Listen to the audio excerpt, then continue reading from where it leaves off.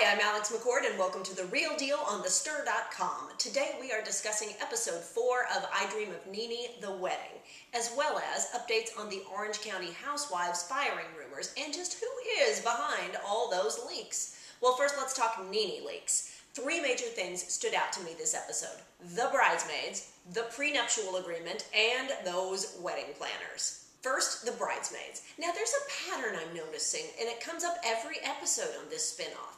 Every time NeNe is upset with someone, she brings the parties together and tells them, you have to fix it. Whether it is Greg's kids, the bridesmaids, the wedding details, you name it. Now, every time NeNe tells people to fix it, she winds up fixing it herself.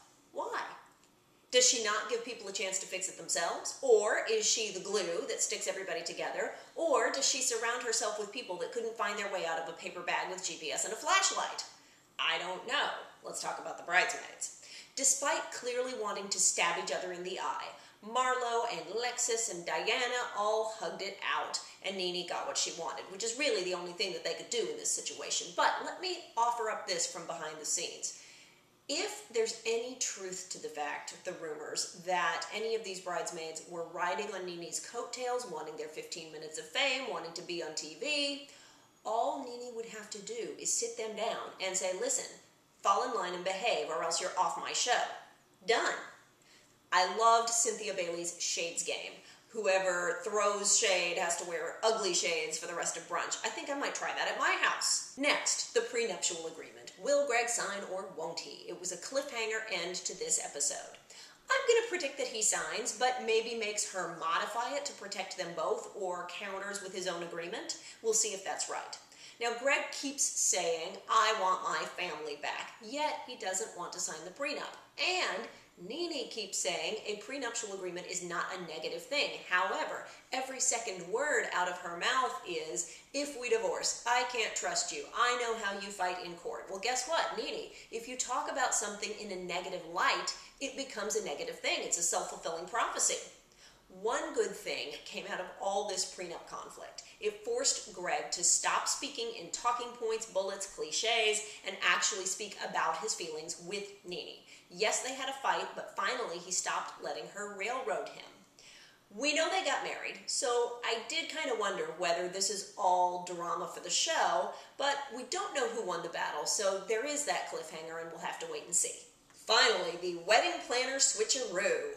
Whoa! Okay, this is where my cynicism from 5 years on reality shows on 2 different networks kicked in big time. So we've got 2 wedding planners, the first of which is Tiffany Cook. Now I ask you, if she is so incompetent and awful, why are there so many good reviews of her services on theknot.com, for example? Where are all the bad reviews? Tell you what, I couldn't find any except those that related to NeNe and Greg. So why did she look so incompetent? Because I'll grant you, she did not look good. First, there is editing involved, as there is on any type of reality show like this. Second, whenever you do anything on television, the number of cooks in the kitchen triples. With so many people involved, details get lost, assumptions get made, and you know how that ends up. I'm going to take a wild guess. Who knows whether anyone will confirm it. It has been reported in this case that production paid for the wedding. Knowing what I know of reality TV producers and product placement, they would have tried to negotiate the best deal they could. Now, Tiffany or any other planner might take a wedding like this at a sharper discount than they'd ever give because of the TV aspect involved.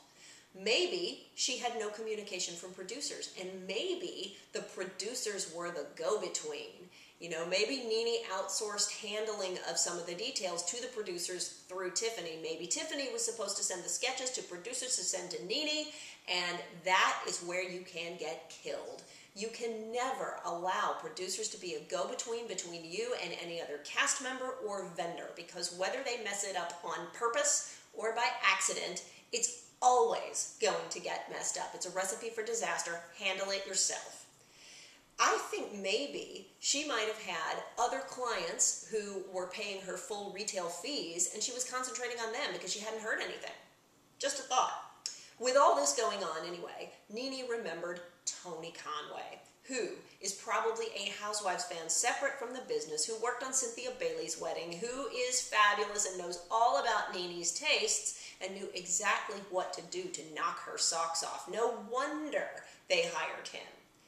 So, what do you think? Do you think this whole wedding planner tango was made up for drama for the show, and that the three of them are all sitting in a bar drinking shots and laughing at us?